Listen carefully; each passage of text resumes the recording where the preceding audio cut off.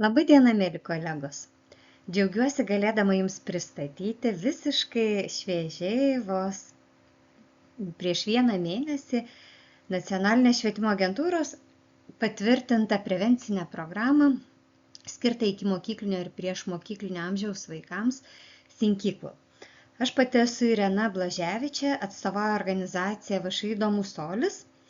Mūsų organizacija su švietimo įstaigomis dirba nuo 2010 metų ir daugiausiai mes dirbdavom per visuomenės sveikatos biurus, nes esame psichikos sveikatos specialistai. Mūsų komandoje yra nemažai kolegų dirbančių su specialiųjų poreikių vaikais, mes konsultuojame mokyklas, vaiko gerovės komisijas įvairiais klausimais susijusiais su vaikų mokymosi ar klasės dinamikos iššūkiais.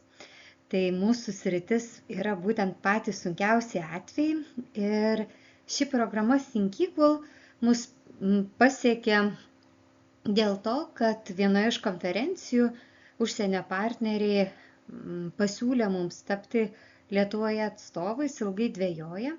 Mes sutikome, nes atradome šioje programoje labai paprastai ir labai praktiškai, tiesiog per kasdienės užduotis ir pamokas, be sudėtingų žodžių, be ambicijos, kad mokytojas turėtų virsti kažkuo kitu, aktoriumi ar psichoterapeutu. Tiesiog, kad mokytojas gali būti toks, koks jis yra, ir šita programa leidžia labai įvairiapusiškai atnešti pačius naujausius neuromokslo atradimus. Kaip ir minėjau, be kažkokių labai sudėtingų žodynų ar kompetencijų kėlimų. Tiesiog per praktiką, per pamokų vedimą. Think-Equal pavadinimo nekeitėme, nes išvertus skamba labai klampiai, skambėtų mąstyk lygiavertiškai. Pagrindinė mintis yra šitos programos, kad nepriklausomai nuo to, ar aš pasiturinčiai šeimoje augu, ar aš skurdžiau gyvenančiai, ar augu su 2 tėveliais, ar mano šeima nepilna, ar aš esu lietuvis, ar aš esu ukrainietė. Nesvarbu, kokia yra mano tautybė, nesvarbu, koks yra mano tikėjimas, kokia yra mano socialinė, ekonominė padėtis, aš toks pats vertingas. Taigi šita programa kalba apie savivertę, apie gebėjimą priimti kito nuomonę ir džiaugtis vienas kito įvairovę. Tai toliau noriu Jums pristatyti šią programą ir tikiuosi, kad Jūs susidomėsite.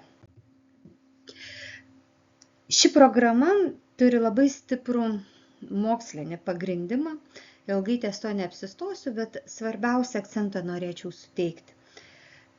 Labai didelis dėmesys būtent psichikos sveikatai prasidėjo nuo 2015 metų, kada buvo atlikti tyrimai ir pristatyti rezultatai didžiulio tyrimo, kuris stebėjo ir vertino, kaip vaikystės sąlygos, aplinka, kurioje vaikai auga, įtakoja visą jų tolesnį gyvenimą. Taigi buvo tirti ne vaikai, o suaugę žmonės. Buvo stebėtos jų ligos, nagrinėta jų gyvenimo istorija, atsispiriant nuo to, kokiomis sąlygomis jie augo.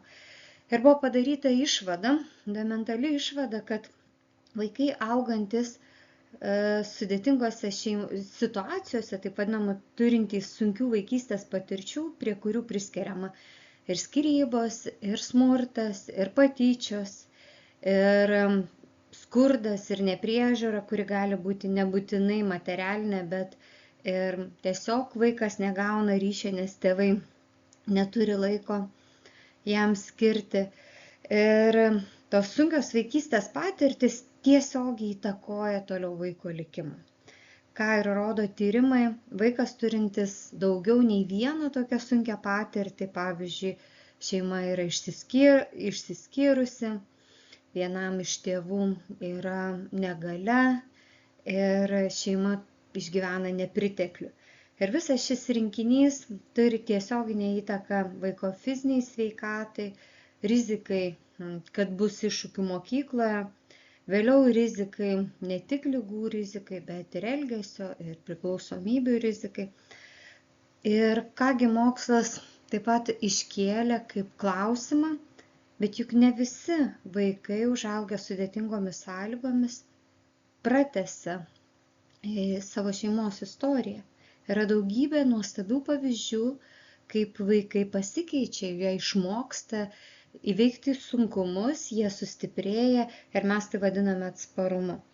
Ir nagrinėdami šituos atvejus, būtent pozityviosius atvejus, tyrėjai nustatė patį svarbiausią dalyką. Jie nustatė, kad norint, kad vaiko likimas pasikeistų, jam pakanka turėti savo aplinkoje bent vieną emociškai brandų suaugusį, iš kurio jis galėtų mokytis, kaip susireguliuoti, emociškai susireguliuoti, kaip susigrąžinti savo orumą, vertę, kaip matyti kitaip pasaulį.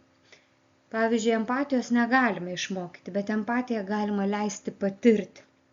Ir jeigu aplinkoje yra emociškai brandus suaugęs, kuris leidžia patirti tą jausmą, jog mane mato ir supranta, vaikai įgyja gebėjimą, kurį nešasi per visą gyvenimą.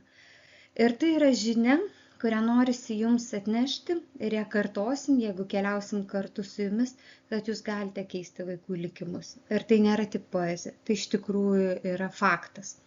Ir labai kviečiu jūs prie to prisijungti.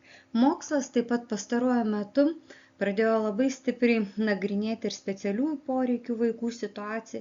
Yra visa eilė tyrimų, kuri rodo, kad daugiau nei 90% vaikų, kuriem yra nustatomos įvairios diagnozės, iš tikrųjų neturi neuropsichiatrijos, tai yra neturi autizmo, tačiau jie turi sunkias vaikystės patirtis. Kada mes dirbame su vaiku, kuriam nustatytas autizmo spektras, mes nieko nebeturim tik kaip prisitaikyti prie to vaiko mąstymo ypatumų ir elgesio ypatumų. Tačiau kada prieš mus yra vaikas, kuris tiesiog atkeliavo iš sudėtingos aplinkos, mūsų užduotis neprisitaikyti prie jo elgesio trūkumų, o padėti jam išugdyti atsparumą, išmokti keisti savo būsenas, sakyti savo viduje gerus palaikančius žodžius, atrasti smalsumo džiaugsmą ir keliauti per gyvenimą, nepaisant to, kad jis ne visada yra labai paprastas ir patogus. Think Equal programos įkūrėja yra garsi režisierė, gavusi ne vieną Oskaro lygmens apdovanojimą dokumentinių filmų srityje. Vėliau ji atsisakė šitos veiklos ir visus uždirbtus pinigus investavo į Think Equal programą. Ir ji sprendimą pasitraukti iš kino meno priėmė po vieno iš tokių stipriausių savo patyrimų, kuomet ji nufilmavo dokumentinį filmą Indijoje sukėlusi revoliuciją ir demonstracijas. O ji nufilmavo filmą apie merginą, medicinos studentę, kurią labai žiauriai išniekino ir nužudė grupė jaunuolių. Ji kalbino nusikaltėlius, kalbino jų advokatus, tėvus ir bandė suprasti, iš kur kyla toks žiaurumas. Ji kėlė prielaidas, kad galbūt smurtas yra prigimtinė savybė, tiesiog tokia yra žmogaus prigimtis, toks charakteris. Galbūt žmonės smurtauja, kai jiem trūksta išsilavinimo, bet ji pastebėjo, kad tas pats žiaurumas buvo ir tarp labai išsilavinusių advokatų bei kitų žmonių, kuriuos jie apklausinėjo. Ir tuomet jis suvokė, kad iš tiesų, nors kiekvienas iš mūsų turime tam tikrą biologinį instinktą apginti save, kovoti už save, agresija ir smurtas visgi yra išmoktas. Ir tai yra dalykas susijęs su įsitikinimais. Nes dauguma iš tų nusikaltėlių, skaitant ir jų advokatus, jie teigia, kad mergaitę reikėjo paauklėti. Kodėl jinai vėlai vakare viena važiavo autobusu. Ir ji, klausinėdama tokius žmonės kaip Mandela, kitus psichologus, pedagogus, prie išvados, kad jeigu galima išmokyti nekęsti kitų, nepriklausomai dėl kokių priežasčių, galima išmokyti ir priimti, ir gerbti, vienas kitą, nepriklausomai nuo to, kad mes esam skirtingi, nepriklausomai nuo to, kad mums kažkas nepatinka. Ji iškėlė savo tikslą atrasti mechanizmą, kaip galima išmokyti žmogų gerbti vienas kitą, priimti ir suprasti. Todėl ji subūrė pasaulinio garso pedagogų tarybą, kurie vėliau ir suformavo šitą programą. Vienas iš garsiausių ir įkvėpėjų ir šitos tarybos narių yra seras Kenas Robinsonas, garsus švietimo ekspertas, būtent kūrybiško mąstymo srityje. Viena iš knygelių, vėliau pristatysiu, kad programos sudėtinė dalis yra knygelės ir šita knygelė yra apie tvarumą, apie tvarumo tikslus, apie socialinę ir emocinę ugdymą galima kalbėti ir per ekologijos, per tvarumo prizmę, tai šita knygelė yra būtent jo parašyta. Ir šita programa yra laikoma jo palikimu. Taip pat programos pedagogų taryboje yra ir Montessori Europos vadovė Barbara Isaacs. Jūs pamatysite, kad programa yra labai pedagogiškai stipriai suformuota, sukonstruota. Ji sukonstruota savaitinėmis temomis, kurios vėliau atsikartoja tolesnėse pamokose. Vaikai yra apmokomi sąvokų, vėliau tą įveiklina per žaidimus, per praktinės užduotis. Ir tos visos užduotis yra labai aiškiai ir struktūruotai sudėliotos kiekvienos pamokos plane. Tai tikrai keliaudami per šitą programą, mokytojai, kurie jau su mumis praėjusiais metais dirbo, jie dalinasi tuo patyrimu, kad jie išmoko ir pedagogikos, būtent mažamečių ugdymo pedagogikos naujovių, kurias pritaikė ir kitose pamokose. Na ir visa serija kitų pasaulinio garso psichoterapeutų, mokslininkų, kūrėjų, jie dirbo intensyviai ties šitą programą, tiek konstruodami kiekvieną pamokos planą, tiek kurdami mokymo priemonės ir jūs iš tikrųjų tą galėsit patirti. Programa yra nukreipta tik į ikimokyklinio ir priešmokyklinio amžiaus vaikų grupės, todėl kad šie pedagogai iš tikrųjų keldami tikslą išmokyti vaikus gerbti vienas kitą, mylėti, padėti vienas kitam, prato, kad reikia tokių dalykų mokytis labai anksti, kai įsitikinimai dar nėra tokie tvirti, kai dar vyrauja smegenyse noras atrasti pasaulį, pažinti ir pamatyti, kad gali būti labai skirtingos nuomonės. Galbūt namų aplinkoje ar kieme vienai bus kalbama, tačiau mokykloje gali būti ir kitaip kalbama. Ir ankstyvajame amžiuje vaikai ne tik yra labai smalsus ir neturi tokių jau įsišaknijusių įsitikinimų, kuriuos reikėtų keisti, ar įpročių, kuriuos reikėtų keisti, bet ankstyvajame amžiuje vaikai labai nori būti geri. Jie nori būti pamatyti, jie nori būti mylimi, priimti. Ir ši programa remiasi būtent šitą prigimtinę kiekvieno žmogaus viltimi būti geru žmogumi, kuri ypatingai gražiai skleidžiasi ankstyvajame amžiuje. Programa ugdo labai daug kompetencijų. Čia yra išvardintos 25 kompetencijos ir ką svarbu paminėti, kad iš tikrųjų programos kūrėjai suprato, tai ką ir mes, beje, mūsų komanda dirbdama su mokyklomis irgi prato, kad apie emocijas ar santykius, na žinot, po 5 pamokos, kai 5 pamokas jau prakalbėjo apie emocijas ir santykius, 6, 7 darosi vis sunkiau atrasti kažką naujo. Taigi šioje programoje yra labai daug temų skirtų gamtosaugos, sveikatos raštingumui, tikslų kėlimui. Vaikai kalba apie tikslus, apie atkaklumą norint siekti tikslus. Yra labai daug užduočių skirtų kritiniam mąstymui, kūrybiškam mąstymui skatinti. Daug temų apie pilietiškumą, apie bendruomeniškumą, apie skirtingas kultūras, apie tai, kaip mes išsakome savo poreikius, kaip giname kitų poreikius, apie taikdarystę. Na ir aišku, Lietuvoje po įvairių kritinių atvejų visada klausiau, kaip ir apie lyčių lygybę. Tai yra Programa nėra skirta iš vis kalbėti apie lyčių lygybę.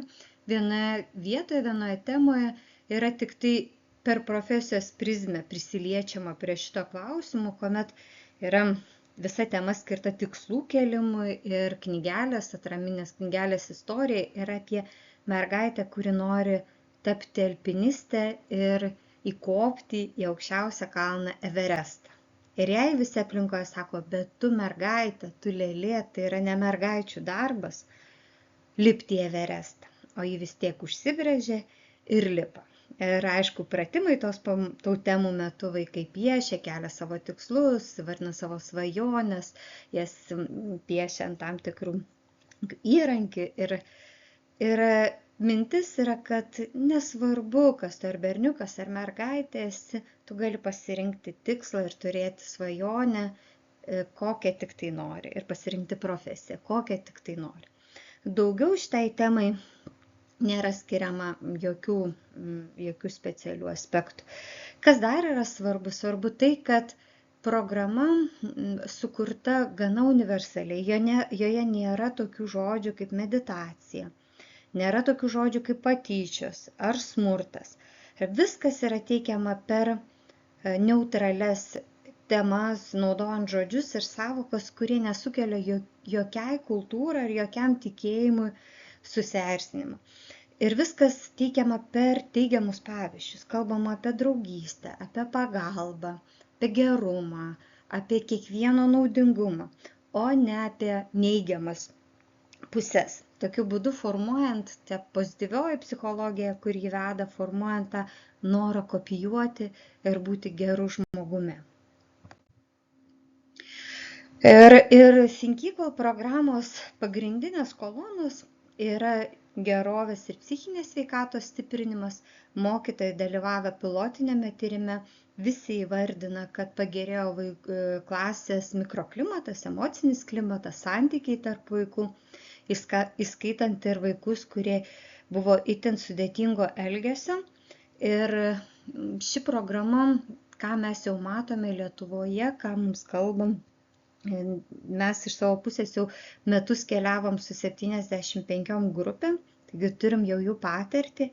Ir ką pažymi mokytojai, jie pažymi tai, kad šita programa itin veiksminga sudėtingo elgesio vaikams. Ji tinka visiems, ji padeda visiems ugdyti kompetencijas.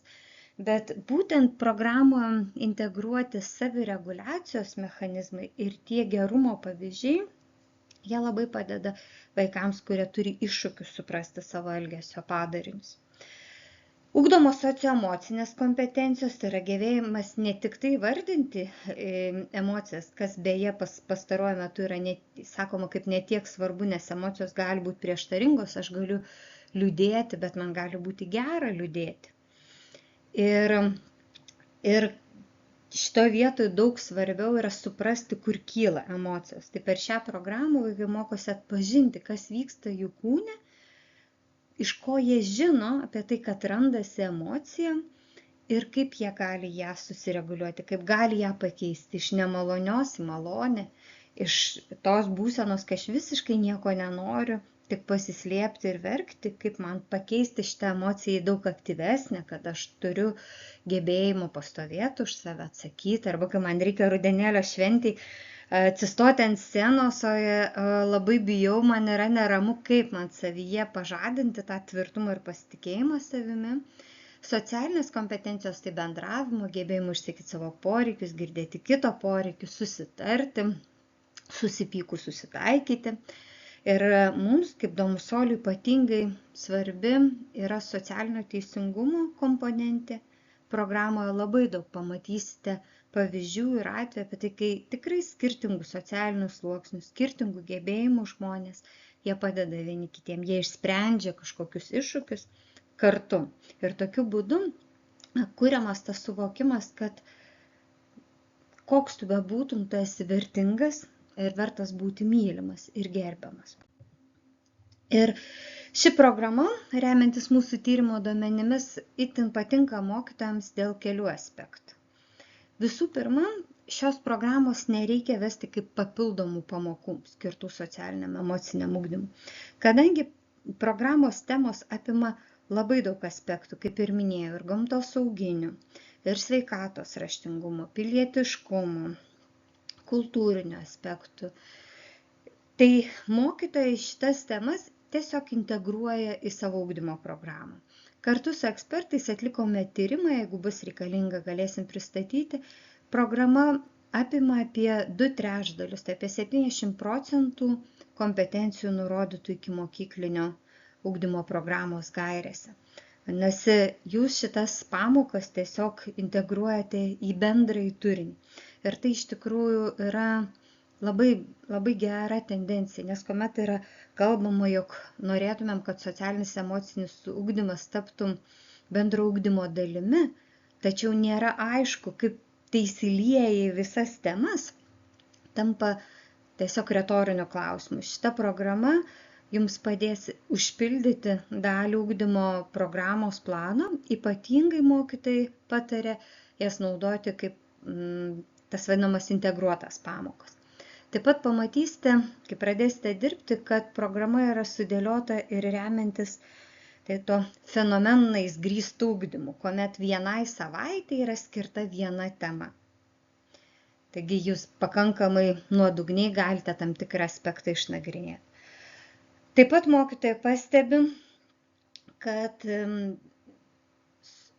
sumažėja vaikų, kurie turi sunkumų,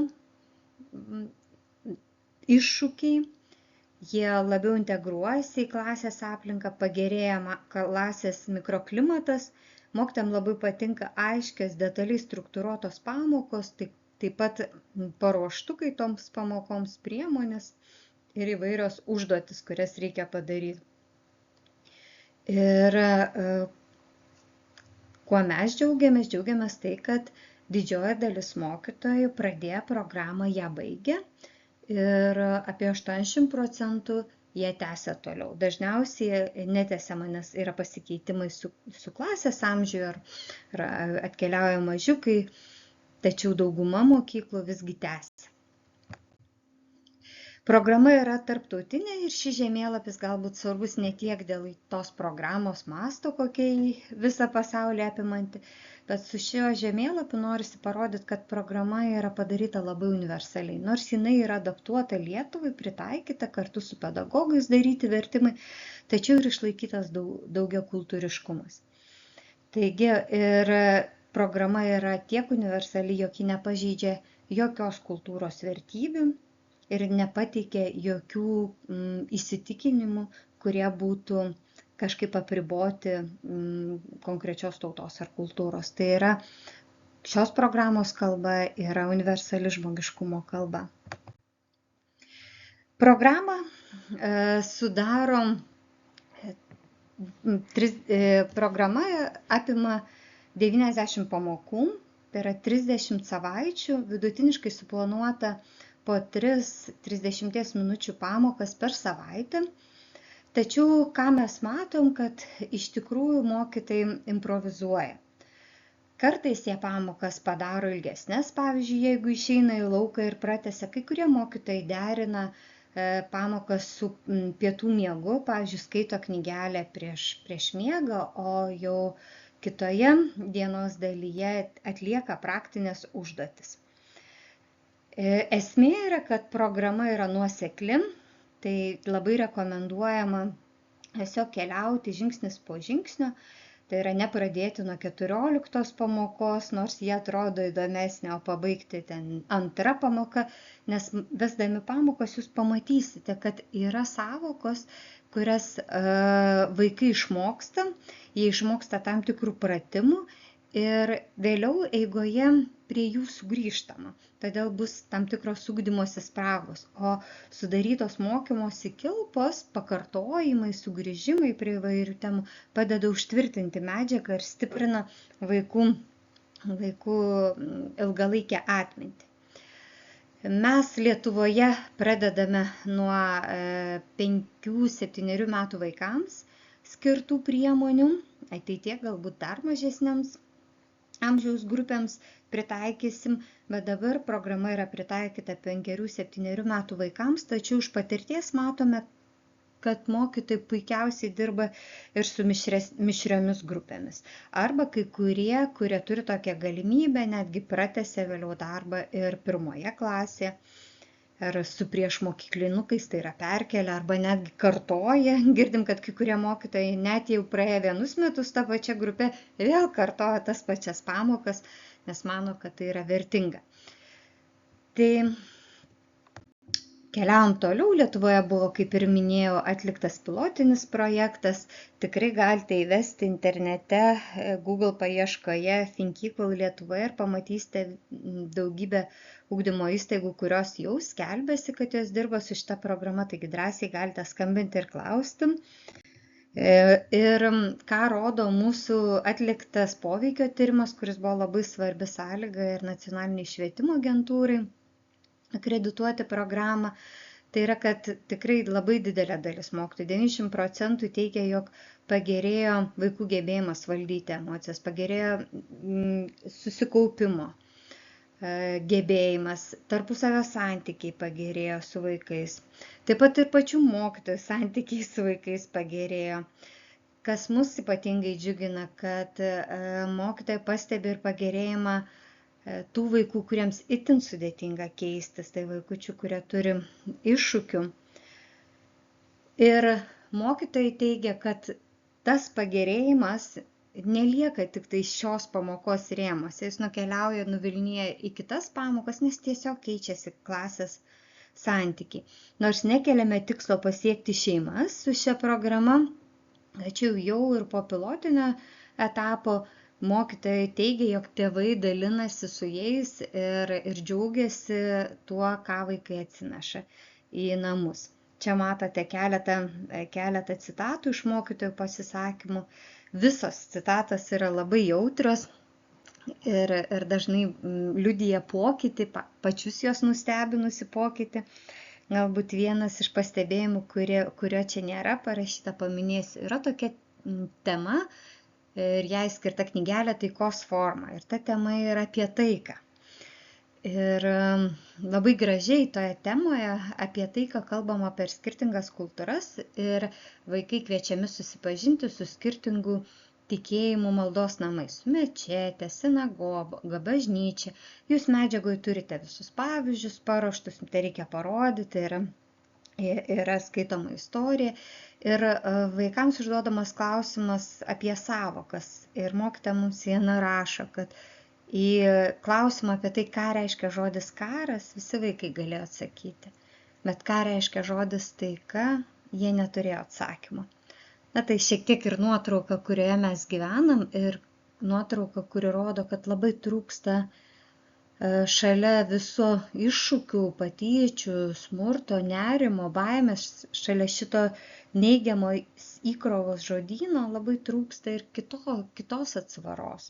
To palaikymo, suvokimo apie draugystę, apie emocinį balansą, apie pagalbą vienas kitam, apie meilę, apie drąsą, apie atkaklumą, apie tai, ką kalba šitos programos temos.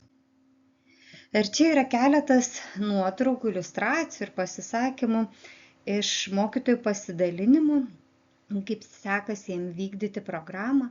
Ir tai kartu yra jums ir pristatymas vieno iš įrankio, tai yra visi mokytojai, kurie prisijungia prie programos, jiems yra pakviečiami ir Facebook'e į grupę ir toje grupėje dalinasi savo patirtimis, kas kaip interpretavo, kaip išsprendė kokias užduotis, kokie vaikų įspūdžiai, kas pavyko, kas patiko.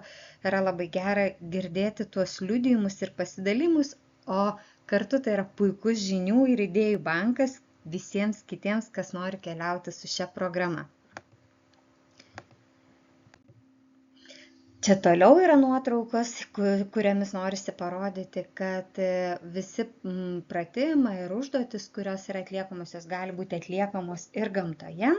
Matote vienoje nuotraukoje mokytojai ir vaikai remia ramsto sieną ir čia yra vienas iš tokių labai populiarių emocinio susireguliavimo pratimų, ypatingai kada esi piktas, turi daug energijos ir nežinai, kur ją padėti.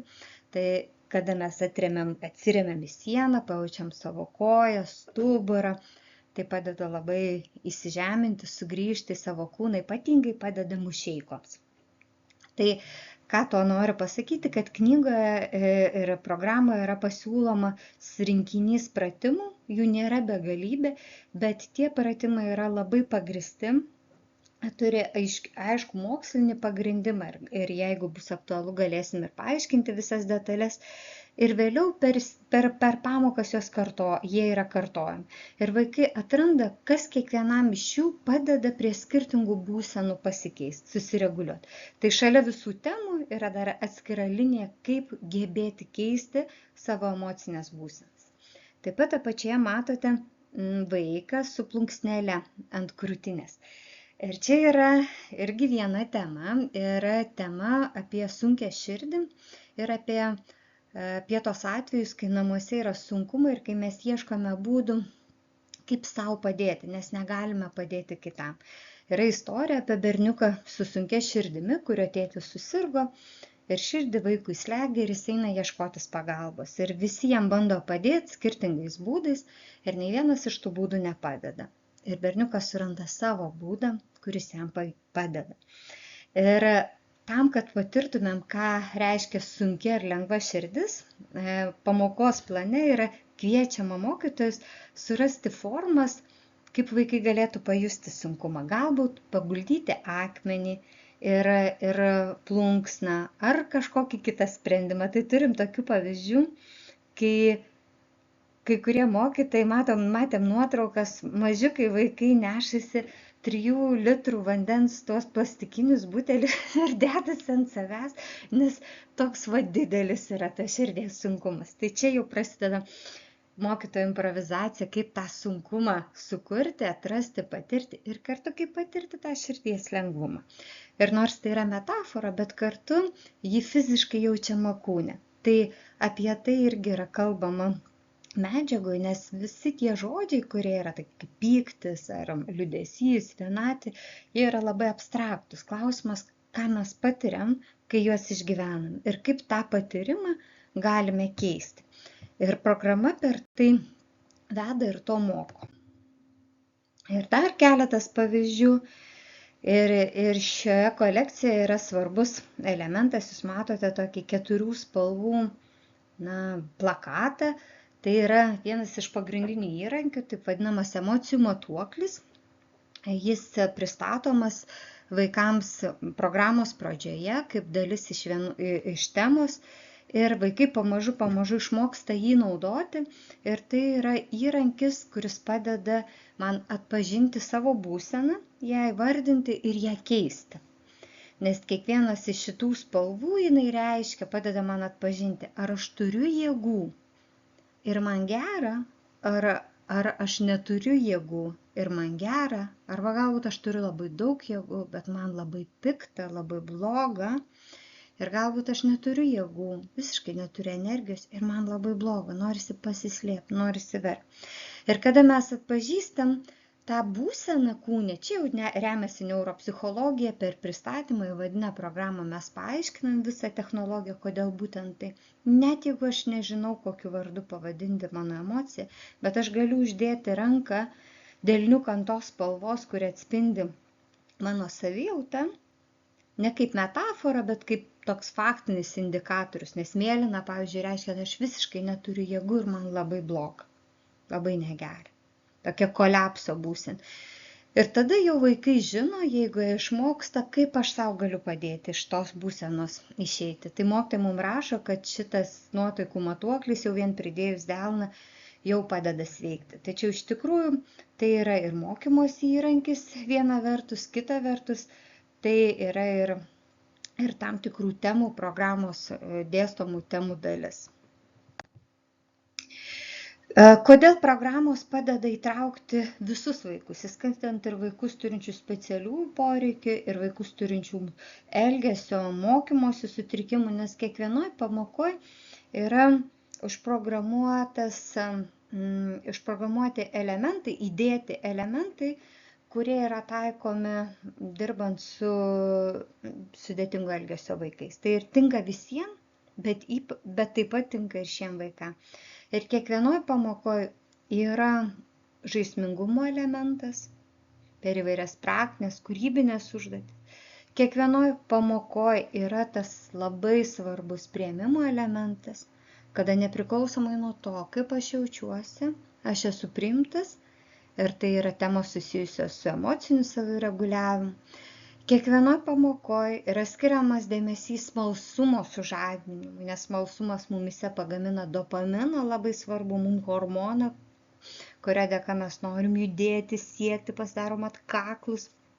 Tai yra smalsumo elementai per klausimus, kiekviena pamoka prasideda nuo klausimų, yra daug tyrinėjimo ir empatijos. O empatijos pagrindinis šaltinis yra knygelės, kurios sukonstruotos taip, kad joje kiekvienoje yra kažkoks iššūkis. Yra kažkur vieta, kur mes pamatom, jog personažai susiduria su sunkumu, su problema, su dilema.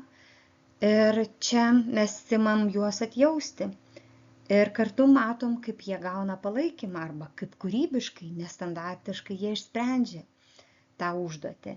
Ir tokiu būdu mes išmokstam to atsparumo, gebėjimo įveikti sunkumus. Ir čia tik tai keletas iš pavyzdžių, priemonės, kaip atrodo, tai yra, kaip ir minėjau, rinkinys knygelių. Taip pat yra pamokų plano vadovas, tai čia yra visas tas žurnalas su detaliais pamokų aprašymais. Yra priemonių vadovas, yra įvairūs šablonai, karpiniai arba tiesiog iliustracijos, kurias jūs galite panaudoti pamokų metu kaip įrankius. Ir čia šiuo atveju yra jūsų įsivaizdavimui, kiek detaliai yra pateikti pamokų planai. Šiuo atveju tai yra viena iš savaitės pamokų ir šita savaitė bus skirta gamtai, skirta supratimui apie tai, kaip gyvūnai padeda medžiui ir kur medis ten ir šventė. Ir matote, programos aprašyme yra iškelti tikslai, ką vaikai turėtų išmokti praėję šią programą. Yra savokos, yra nurodyti ištekliai, ką būtina pasitelkti ir yra detali struktūra. Pavyzdžiui, klausimas, nuo kurio pradedame. Kas svarbiau, knyga ar medis? Nėra vieno teisingo atsakymo, yra labai daug nuomonių ir mes pradedam per tai nagrinėti. Kad abudu yra svarbus arba galbūt skirtingos yra nuomonės, gal kažkas yra svarbesnis. Ir gairėse nurodyti, ir mes per įvadinius mokymus pravom, kad nesvarbu ieškoti teisingo atsakymo, svarbu girdėti nuomonių įvairovę. Vėliau mokytojai siūloma pasakyti, kad šiandien skaitysim knygelę, kur medis ten šventė. Ką jūs galvojat, vaikai, apie ką ta knygelė galėtų būti? Ir toliau yra skaitoma knygelė. O knygelėje yra labai daug gyvūnų ir kalbama apie tai, kaip skirtingi gyvūnai padeda medžiui ir kaip jie kartu, kaip bendruomenė sugyvena. Tai šitoj knygelė, šitoj temoj, iš vienos knygelės yra 3 pamokos ir šitoj temoj iš tikrųjų yra labai daug apie pilietiškumą, apie bendrystę, apie savitarpio pagalbą. Ir vėliau, kaip matote, eigoje sakoma, atverskite 9 puslapį ir užduokit klausimą, o dabar atverskite šitą puslapį ir kaip driežai gali padėti medžiui. Ir taip pat vėliau pristatoma apie tai, kad bitės, matydamos ar atrasdamos žiedadulkes, jos nori pasidalinti šitą gerą žinią su kitomis. Ir jeigu žiedadulkės yra arti, jos sukasi ratuku, o jeigu toli, jos zigzagais nurodo kryptį, kur yra žiedadulkės. Ir vaikai, mokytojai yra siūloma pakviesti vaikams virsti bitėmis ir tokiu būdu skrajojant po klasę, kalbėti ir rodyti vienas kitam, kur yra tos žiedadulkės. Tai ir žaidybiškumo elementų, ir kūno patyrimo, ir kartu, mato, tai yra ne tik apie socioemocinį ugdymą, bet ir apie gamtą. Ir čia yra vienas irgi iš pavyzdžių, kai tema mano minėta prislėgta ar sunki širdis. Ir čia yra išdėsta kaip viena tema, kiek daug kompetencijų iš ikimokyklinio ugdymo programos gairių, kokias kompetencijas išpildo. Tai ir socialinė, emocinė, ir savimonės, savitvardos, atsakingos sprendimų priėmimo ir pilietiškumo ir pagarbo žmogaus teisėm. Taigi jūs tikrai drąsiai galit keliauti ir saugiai jaustis, kad išpildote jums keliamus valstybės reikalavimus. Čia yra pavyzdys apie tos knygelės išpildymą, kaip viena grupė, viena mokytoja vedė užsiėmimą su vaikais ir jie patiria sunkumą su akmenio, lengvumą su popieriaus lapu. Jeigu jūsų mokykla, jūsų ugdymo įstaiga apsispręstų imtis šitos kelionės, tai mes su džiaugsmu jūs palydėtumėm. Ir kelionė atrodytų taip.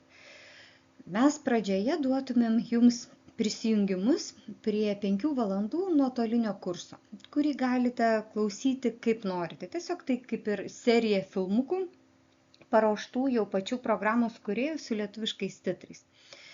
Ir šituose filmuose yra pristatoma logika, kitų mokytojų patirtis, pamatysite daug įkvepiančių kalbų, kurias sako įvairios Holivudo žvaigždės, kurios yra šitos programos ambasadorės.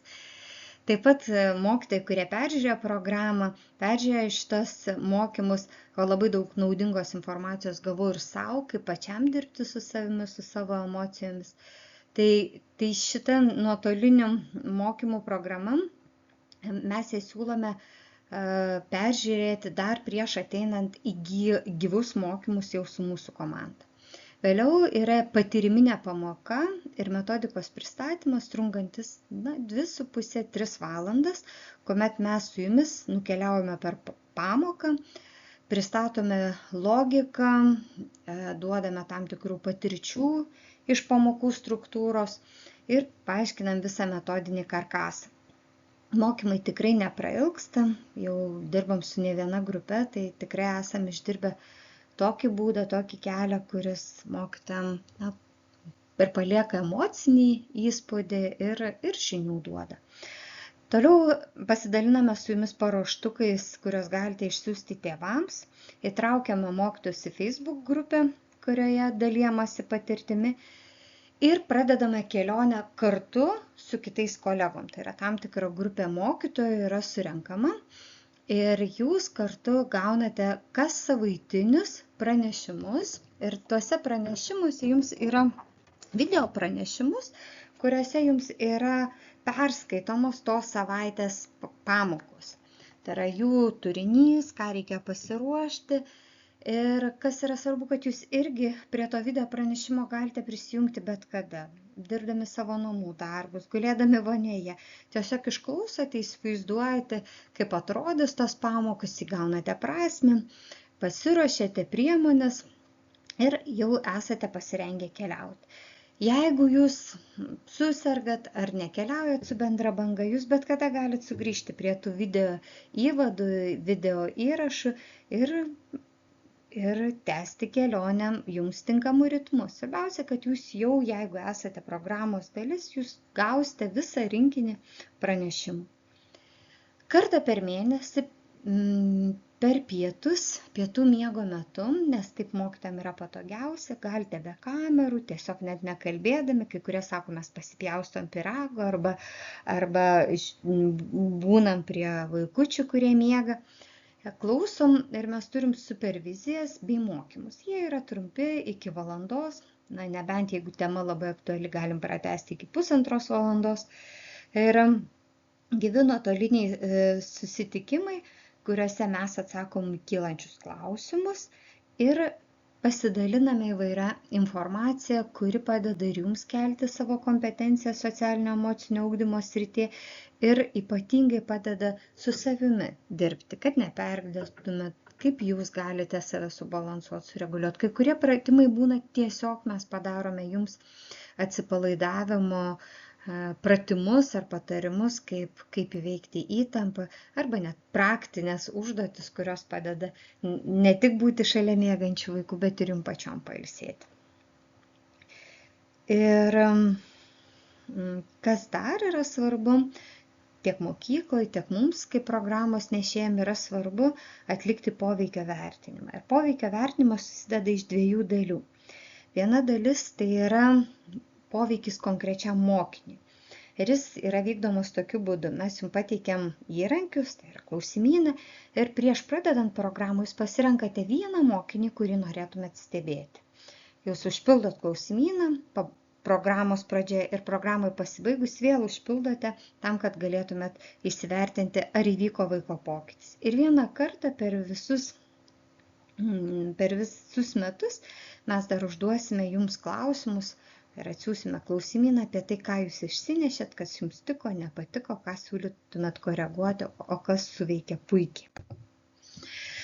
Tai labai kviečiu jūs prisijungti prie gausaus būrio mokytojų Lietuvoje, kurie džiaugiasi ir dalinasi su mumis savo patirtimi ir kurie neša orumo, atkaklumo, atsparumo vertybės savo augintiniam, savo auklėtiniam vaikam, kurios ugdo, ir kartu prisideda prie to, kad jų likimai būtų geresni, dar šviesesni, dar viltingesni. Labai dėkoju už jūsų dėmesį, kantrybę ir tikiuosi, kad susitiksim įgyvendindami programą.